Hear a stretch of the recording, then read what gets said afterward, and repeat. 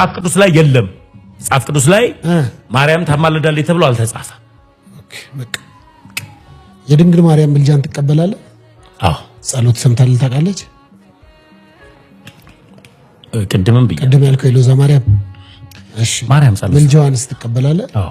እስቲ ለምሳሌ ከመጽሐፍ ቅዱስ ነገር እንደምትማልድ እሷ ማርያም አዎ ትማልዳለች። ስትማልድ አምጣልኝ። ምንድነው የምትማልደው ነገር? እሺ ታምረ ማርያም ትቀበላለህ? መጽሐፍ ቅዱስ ላይ አንድ እሺ ታምረ ማርያም ላይ የማለደችው ነው። እሺ ትቀበላለህ? ታምረ ማርያም መልካም።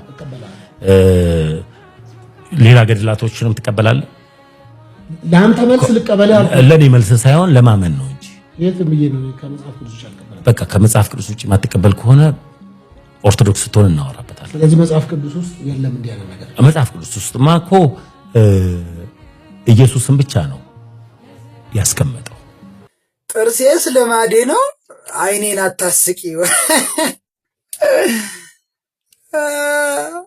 በላት እባክሽ ደቂቃ ጨምርልኝ።